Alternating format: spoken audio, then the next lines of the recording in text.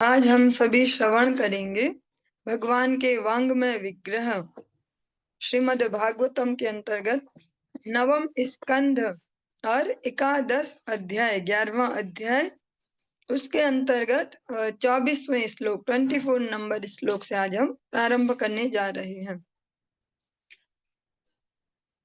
ओम नमो भगवते वासुदेवाय। ओम नमो भगवते वासुदेवाय। ओम नमो भगवते वासुदेवाय। भगवान श्री रामचंद्र का पावन चरित्र हम यहाँ पर श्रवण कर रहे हैं। भगवान की जो मधुर लीला संपन्न हुई उसको हम सुखदेव गोस्वामी के थ्रू श्रवण कर रहे हैं। राजा परीक्षित को सुखदेव गोस्वामी जी श्रवण करवा रहे हैं और राजा परीक्षित इस प्रकार से कहते हैं।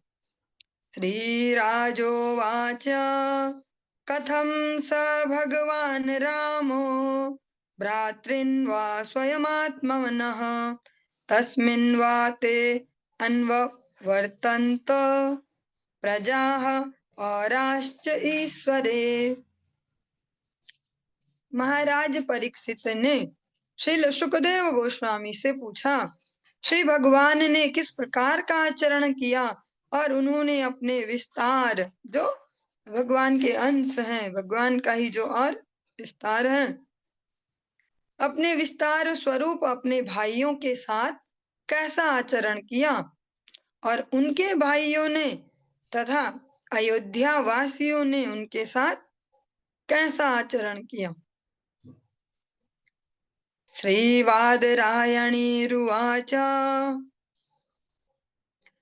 अथादिसद्दिग्विजये भ्रातृस्त्रिभुवनेश्वरः आत्मानं दर्शयन् स्वानां पुरीमैक्षत सानुगः। श्री सुखदेव गोस्वामी ने उत्तर दिया, अपने छोटे भाई भरत के आग्रह पर राज सिंहासन स्वीकार करने के पश्चात भगवान श्री रामचंद्र ने अपने छोटे भाइयों को आदेश दिया कि वे बाहर जाकर संपूर्ण विश्व पर विजय प्राप्त करें, जबकि वे स्वयं राजधानी में रहकर समस्त नागरिकों तथा राजमहल के निवासियों को दर्शन देते रहे तथा अपने अन्य सहायकों के साथ राजकाज की निगरानी करते रहे।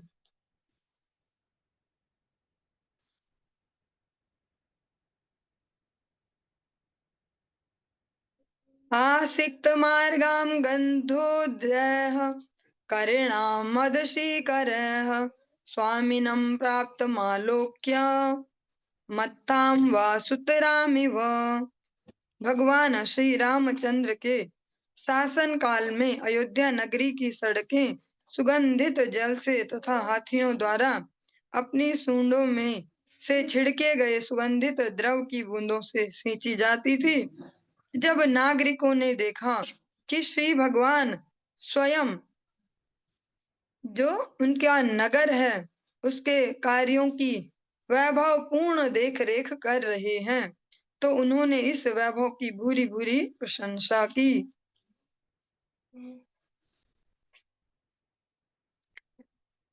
प्रासाद गोपुर सभा चैत्यादिषु विन्यस्त हेम कलशः पताकाभिश्च मंडिताम्। सभी महलों के द्वार, सभा भवन, चबूतरे, मंदिर तथा अन्य स्थान सुंदर कलशों से सजाए और विभिन्न प्रकार की झंडियों से अलंकृत किए जाते थे।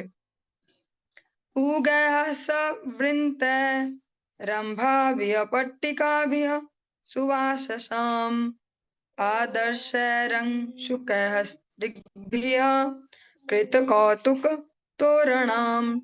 जहाँ कहीं भगवान श्री रामचंद्र जाते वहीं केले के वृक्षों तथा फल फूलों से युक्त सुपारी के वृक्ष से स्वागत द्वार बनाए जाते थे। इन द्वारों को रंग बिरंगे वस्त्र से बनी पताकाओं, बंधनवारों, दर्पणों तथा मालाओं से सजाया जाता था। तमुपेयुस्तत्र तत्र पौरा अर्हण पाणयः आशिषो युयुर्जुर्देव पाहि मां प्राक् त्वयोधृताम्। जहाँ कहीं भी भगवान श्री रामचंद्र जाते, लोग पूजा की सामग्री लेकर उनके निकट पहुंचते और उनके आशीर्वाद की याचना करते। वे कहते, हे प्रभु, चूंकि आपने अपने वराह अवतार में समुद्र के नीचे से पृथ्वी का उद्धार किया, अब आप उसका पालन करें। इस प्रकार हम आपसे आशीष चाहते हैं। स्पष्ट है कि जो युगावतार भगवान है, उनको श्री भगवान के रूप में प्रजा ने स्वीकार किया है।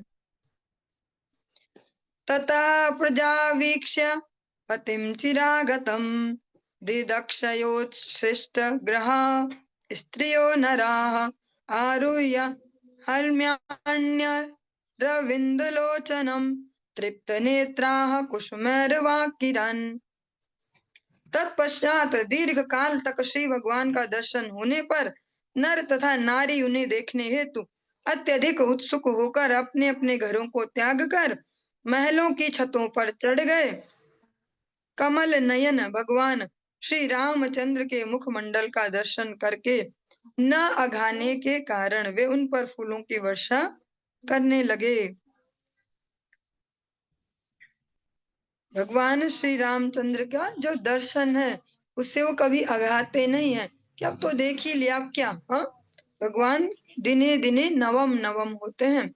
जो हमारे ठाकुर जी भी होते हैं, विग्रह जो हम सभी सेवा करते हैं, उनसे भी कभी बोर तो नहीं होते, क्या ये तो इतने साल से रखे, इनमें कुछ मजा नहीं है। हाँ, ऐसा तो नहीं होता, क्योंकि अगर भगवत विग्रह है, भावना भी भगवत भावना है उनमें, तो दिने दिने नवम नवम प्रतिदिन हम में एक नूतन उत्साह को संचारित करते हैं। अथ प्रविष्टः स्वगृहं जुष्टं स्वः पूर्वराजभिः अनन्ताखिल कोशाढ्य मनर्घ्योरूप परिच्छिदम् विद्रुमो दुम्बरद्वारे वैदूर्यस्तंभ पंक्तिभिः स्थलैर्मारकतः स्वच्छैर्भ्राजत् स्फटिका भित्तिभिः चित्रस्त्रिग्भिः पट्टिका भिर्वा सोमणि गणांशुकैः मुक्ताफलैश्चिद्दुलाशैः कान्तकामोपपत्तिभिः धूपदीपे सुरभिर्मण्डितम् पुष्पमण्डनैः स्त्रीपुंभिः सुरशङ्का सैर्जुष्टं भूषणभूषणैः। तत्पश्चात भगवान श्री रामचंद्र अपने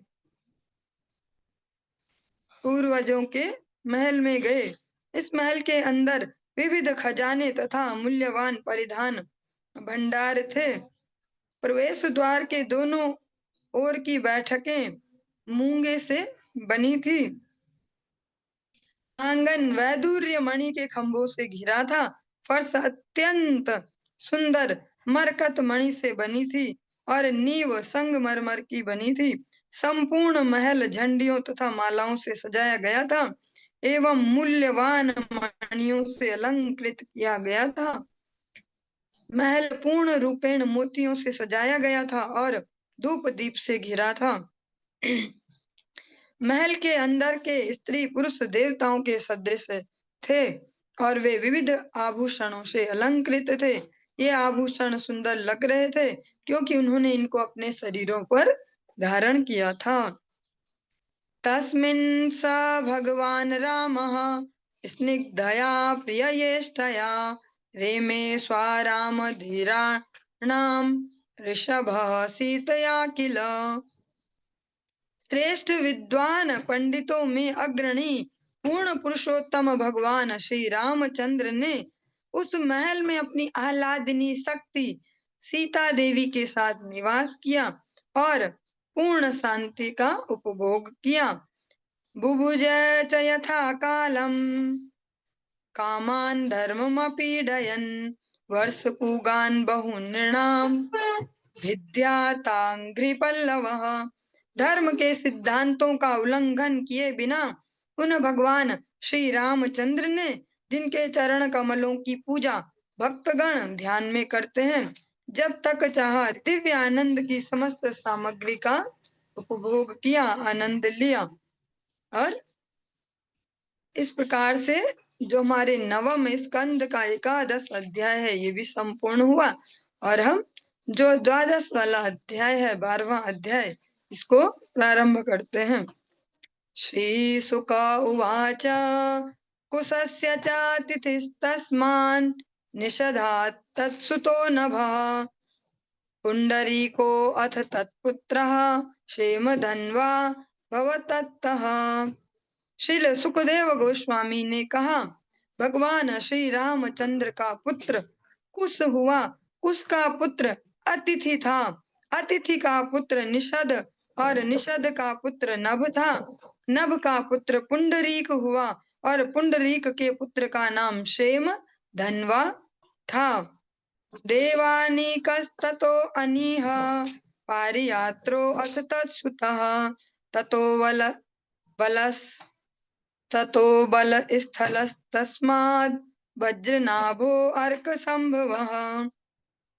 क्षेम धनवा का पुत्र देवानीक था और देवानीक का पुत्र अनीह हुआ, अनीह का पुत्र पारियात्र हुआ, पारियात्र का पुत्र बल स्थल था, बल स्थल का पुत्र वज्रनाभ हुआ और सूर्य देव के तेज से उत्पन्न बतलाया जाता है। सगणस्तत्सुतस्तस्माद् विधृतिश्चाभवत्सुतः ततो हिरण्यनाभो अभूद योगाचार्यस्तु जैमिनेः शिष्यः कौशल्य आध्यात्मं याज्ञवल्क्यो अध्यगाद्यतः योगं महोदयं ऋषिर् हृदया ग्रंथि भेदकम। वज्रनाभ का पुत्र सगण था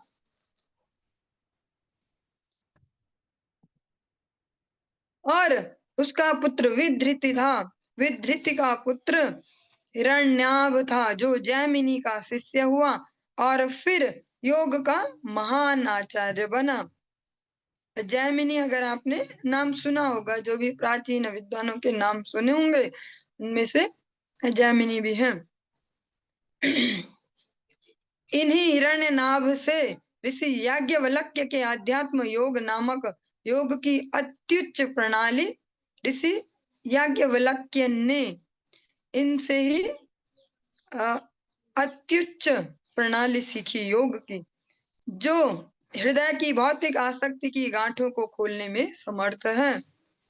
जो कार्य भक्ति योग से गुरु वैष्णव की कृपा से इतना सरलता से सहजता से जीवन को जीते जीते इजीली हो जाता है, उसके लिए अगर और पद्धतियों में जाएं, चाहे वो योग है चाहे वो हठ योग है, योग के भी अनेक अनेक प्रकारों में जाएं तो बहुत ही कष्टपूर्ण और बहुत ही ज्यादा संघर्षपूर्ण होता है। इसी प्रक्रिया को अपने स्वरूप को समझना, परमात्मा को समझना, उनको उनसे अपने संबंध को समझना, इसी प्रक्रिया को जब गुरु वैष्णव के भगवान के भक्तों के सानिध्य में भक्ति योग की विधि से किया जाता है तो वो बहुत ही सुगम सुलभ हो जाता है। भगवान स्वयं भगवद गीता में इसको उल्लेख करते हैं, राज विद्या राजगुह्यम पवित्र मिदमुत्तमम यक्षावगमम धर्म्यम सुसुखम कर्तु अव्ययम। ये सुसुखम है, यह जबरदस्ती जोर नहीं लगाना पड़ा कि ऐसा नहीं करेंगे, ऐसे वैसा नहीं करेंगे, यह सब कुछ भगवान की ओर मोल्ड फोल्ड कर दिया, डायरेक्शन चेंज कर दी, कुछ क्रियाएं चेंज नहीं की, डायरेक्शन चेंज की और सुसुखम कर्तु अव्ययम, सुख पूर्वक कर पा रहे हैं। कोई भी एक व्यक्ति ऐसा नहीं कह सकता जो वास्तव में हरिनाम करता हो ठीक से कि हमें बहुत परेशानी होती है, रोज माला करो, परेशान हो गए हम, क्या है एक दिन हुआ 2 दिन हुआ रोज करनी पड़ रही, ऐसा कोई नहीं कहेगा।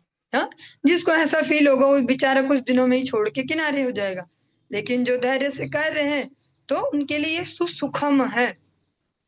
और अनेक अनेक पद्धतियां सनातन संस्कृति के अंतर्गत हैं, जिसको जैसा लगे।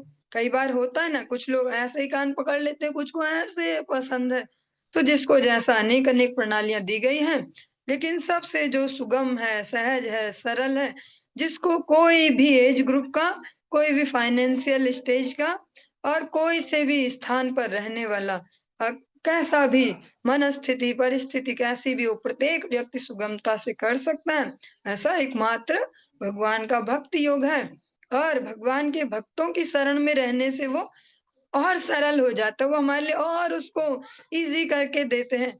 जैसे कोई माता-पिता आगे चल रहे हों, कोई स्वजन, कोई हमसे बड़े आगे चल रहे हों, रास्ते में कुछ झंझटें हैं, कोई पत्थर पड़ा है, कुछ है, तो आगे वो चल रहे हैं, तो वो पत्थर को इधर-उधर करते चलते हैं, रास्ते को साफ करते चलते हैं। पीछे से आने वालों के लिए और ज़्यादा सुगम होते जाता है। ऐसा ही भक्ति योग है। और जब हम अपने से श्रेष्ठ जनों के जो गुरुवर्ग हैं, उनके आश्रय में चलते हैं, तो बहुत ही ईज़ी हो जाता है। हमारे लिए तो इतना मुश्किल भी नहीं रह जाता ये कि ऐसा-वैसा, हमारे लिए तो पका-पका ऐसा-ऐसा प्लेट में सजाएँ और खाओ। ज़्यादा कुछ नहीं, हमको सब कुछ ईज़ी करके देते हैं। अच्छा ऐसा चल रहा है आजकल मन में, तो ऐसा कर लो। अच्छा ऐसी सीन है, ऐसा कर लो। हमें ज़्यादा खुद से जोर नहीं लगाना पड़ता। कि ऐसा हो गया, अब क्या करें, क्या करें? फटक से पूछा और समाधान। हाँ? ये केवल भक्ति योग में ही हो सकता है। अन्य मार्गों में ऐसा नहीं हो सकता। चाहे वो ध्यान योग, हठ योग, अलग-अलग प्रकार के जो पद्धति हैं, वहाँ ऐसा नहीं है। वहाँ ज़बरदस्ती इंद्रिय निग्रह करना पड़ेगा और ज़बरदस्ती सब कुछ करना पड़ेगा। मन को ज़बरदस्ती वश में रखो। पुष्पो हिरण्यनाभस्य ध्रुवसन्धिस्ततो अभवत्। सुदर्शनो अथाग्निवर्णः शीघ्रस्तस्य मरुः सुतः। हिरण्यनाभ के पुत्र का नाम पुष्प था और पुष्प को ध्रुव संधि नामक पुत्र हुआ। ध्रुव संधि का पुत्र सुदर्शन था और उसका पुत्र अग्निवर्ण था। अग्निवर्ण के पुत्र का नाम शीघ्र था और उनके पुत्र का नाम मरु था। तो आसावास्ते योग सिद्धा कलाप ग्राममास्थितः कलेरन्ते सूर्यवंशं नष्टं भावयिता पुनः। योग शक्ति में सिद्धि प्राप्त करके मरु अब भी कलाप ग्राम नामक स्थान में रह रहा है। वह कलयुग की समाप्ति पर पुत्र उत्पन्न करेगा जिससे विनष्ट सूर्यवंश पुनः स्थापित होगा। ये भविष्य के लिए सुखदेव गोस्वामी जी यहाँ पर कह रहे हैं, क्योंकि हमारी जो क्षमताएं हैं समझ पाने की, अनुभव करने की, वो बहुत लिमिटेड हैं। कलयुग में विशेष करके सब कुछ बहुत लिमिटेड, और लिमिटेड की भी एक लिमिट होती है, पर इस समय कह सकते कोई लिमिट भी नहीं है। हर प्रकार से कैसे भी जीवन एक अनस्टेबल, जैसा हम श्रवण करते हैं, कमल दल जल जीवन टलमल भजहु हरि पद नीति रे। जैसे एक कमल का पत्ता हो, या उसका ही दूसरा एग्जाम्पल है अरबी का पत्ता हो, उसमें अगर जल को रखें तो क्या कह पाएंगे हम, कितनी देर तक रह जाएगा ये? कितनी देर? 10 मिनट तो रह ही जाएगा। नहीं नहीं, 5 मिनट तो रह ही जाएगा। ज्यादा ही हुआ तो 2 मिनट तो रह ही जाएगा। हम कुछ भी नहीं कह सकते हो कितनी देर रह जाएगा, क्योंकि जैसे वो उसमें जाएगा वो पत्ता डिसबैलेंस हो जाएगा। किसी भी क्षण किधर को भी लुढ़क सकता है, दिशा भी नहीं बता सकते इधर गिरेगा किधर गिरेगा। ऐसा ही विशेष कर इस कलयुग में तो जीवन की यही स्थिति है। अ, बहुत ही सरल सरल शब्दों में अनेक सवैये या इस प्रकार से हमारे लिए बहुत सुंदर सुंदर व्यवस्थाएं की गई है महाजनों द्वारा, जैसा हम श्रवण करते हैं। कलिकाल कुठार लिए फिरता तन नम्र है चोट झिले ना झिले भजले हरि नाम हरि रसना फिर अंत समय तू हिले ना हिले। कलिकाल कुठार लिए फिरता, यहाँ पर सतकाल नहीं बोला, त्रेता काल नहीं बोला, द्वापर काल नहीं बोला। इनमें तो डिफाइन था कितना रहेगा एक आदमी, इतना तो रहेगा ही रहेगा। हाँ, इस कलिकाल में माता के गर्भ से बाहर भी आ पाएंगे सरलता से, सहजता में, ये भी डिफाइन नहीं है। परिवार के सदस्यों पर वो डिपेंड कर रहा है, हमारे भाग्यों पर। इतनी भी गारंटी नहीं। बाहर आने के बाद तो कह ही क्या सकते हैं। बाहर आने के बाद तो कमल दल जल जीवन टल मल भजहूं हरि पद नीति रे, निरंतर इसलिए हरि स्मरण। यहाँ पर भविष्य की बात की गई है कि जो भगवान राम के वंशजों के वंशज में से जो मरु हैं वे अभी भी स्थित हैं, भले ही हमारी लिमिटेड सामर्थ्यों के कारण हम अनुभव नहीं कर सकते कि अच्छा इसके अतिरिक्त भी कुछ होगा, या ऐसा भी कोई रहते होंगे उस दुनिया में जिनका पता ही नहीं है किसी को। कहाँ रहते होंगे हनुमान जी अभी भी, अश्वत्थामा अभी भी कहाँ होंगे, भीष्मदेव कहाँ रहते होंगे, किसी ने तो देखा होगा। ऐसा ऐसा हम इमेजिन भी नहीं कर सकते, क्योंकि हमारे पास अपने ही इतने अनर्थ हैं, वही नहीं निपट पा रहे। हम लगे पड़े पूरे जीवन भर लगे हुए, रात दिन पूर्ण सामर्थ्य सारा समर्पण देके कि आज सॉर्ट आउट करनी है लाइफ, तो सॉर्टेड करनी है लाइफ, सॉर्टेड करनी है, वो सॉर्टेड हो नहीं पा रही। हाँ, और रात दिन उसी में ही लगे, इसमें नहीं लगे कि इसका क्या उसका क्या, अपना क्या अपना क्या, तब भी पूरा नहीं हो पा रहा। इसलिए हमारी लिमिटेड बुद्धि से इसको थोड़ा सा समझ पाना मुश्किल होगा। फिर भी सुखदेव गोस्वामी जी कहते हैं जो ये मरु हैं, जब कलयुग एंडिंग में होगा तब ये संतान को जन्म देंगे, और तब उससे ये सूर्य वंश फिर से स्थापित हो जाएगा। तस्मात् प्रसुश्रुतस्तस्या सन्धिस्तस्याप्यमर्षणः महस्वान् तत्सुतस्तस्मात् विश्वबाहुर्जायत। मरु से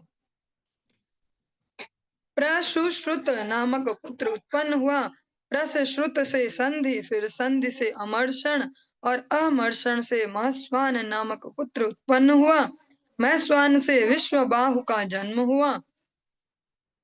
ततः प्रसेनजित् तस्मात् तक्षको भविता पुनः, ततो बृहद्बलो यस्तु पित्रा ते समरे हतः। विश्वबाहु से प्रसेनजित नामक पुत्र उत्पन्न हुआ, प्रसेनजित से तक्षक हुआ, और तक्षक से बृहद बल हुआ, जो तुम्हारे पिता द्वारा युद्ध में मारा गया। एते हिक्ष्वा भूपाला अतीताः शृण्वनागतान् बृहद्बलस्य भविता पुत्रो नामना बृहद्रणः। ये सभी राजा इक्ष्वाकु वंश में हो चुके हैं, अब उन राजाओं के नाम सुनो जो भविष्य में जन्म लेंगे। बृहद बल से बृहद्रण का जन्म होगा। उरुक्रिया सुतस्तस्या वत्स वृद्धो भविष्यति, प्रतिव्योमस्ततो भानुर्दिवाको वाहिनी पतिः। बृहद्रण का पुत्र उरुक्रिया होगा, जिसके वत्स वृद्ध नामक पुत्र उत्पन्न होगा। वत्स वृद्ध के पुत्र का नाम प्रतिव्योम, और उसके पुत्र का नाम भानु होगा, जिससे दिवाक नाम का पुत्र जन्म लेगा, जो महान सेनापति होगा। सह देवस्ततो वीरो बृहदस्वो अथ भानुमान्, प्रतीकाशो भानुमतः सुप्रतीको अथ तत्सुतः। तत्पश्चात दिवाक का पुत्र सहदेव होगा, और सहदेव से महान वीर बृहदस्व होगा, वीर बृहदस्व से भानुमान होगा, और भानुमान से प्रतीकाश्व नाम का पुत्र होगा, प्रतीकाश्व का पुत्र सुप्रतीक होगा। भविता मरुदेवो अथ सुनक्षत्रो अथ पुष्करः, तस्यान्तरिक्षस्ततः तत्पुत्रः सुतपास्तदमित्रजित्। तत्पश्चात सुप्रतीक से मरुदेव, मरुदेव से सुनक्षत्र, सुनक्षत्र से पुष्कर, और पुष्कर से अंतरिक्ष होगा। अंतरिक्ष का पुत्र सुतपा होगा, और सुतपा का पुत्र अमित्रजित होगा। बृहद्राजस्तु तस्यापि बर्हिस्तस्मात् कृतजयः, रणजयस्तस्य सुतः सज्जयो भविता ततः। अमित्रजित से बृहद्राज नाम का पुत्र होगा, बृहद्राज से बर्हि, बर्हि से कृतजय, कृतजय का पुत्र रणजय, और रणजय से संजय नामक पुत्र उत्पन्न होगा। तस्मात् शाक्यो अथ शुद्धो दो लांगलस्तत्सुतः स्मृतः, ततः प्रसेनजित् तस्मात् शूद्रको भविता ततः संजय से साक्य, साक्य से शुद्धोध, शुद्धोध से लांगल और लांगल से प्रसेनजित और प्रसेनजित से शूद्रक उत्पन्न होगा। रणको भविता तस्मात् सुरतस्तनयस्ततः सुमित्रो नाम निष्ठान्त एते बारहद्वा लान्वयाः। शूद्रक का पुत्र रणक, रणक का सुरथ, सुरथ का पुत्र सुमित्र होगा और इस प्रकार वंश का अंत हो जाएगा। यह बृहद बल के वंश का वर्णन है। इक्ष्वाकुणामयं वंशः सुमित्रान्तो भविष्यति यत्रस्तं प्राप्य राजानं संस्थां प्राप्स्यति वैकलः। इक्ष्वाकु वंश का अंतिम राजा सुमित्र होगा। सुमित्र के पश्चात सूर्य देव के वंश में और कोई पुत्र न होगा और इस वंश का अंत हो जाएगा। और इस प्रकार से जो ये 12वां हमारा अध्याय है ये भी संपूर्ण हुआ और जो 13 अध्याय उसको हम कल श्रवण करेंगे। आज की इस चर्चा को यहीं पे विश्राम देंगे।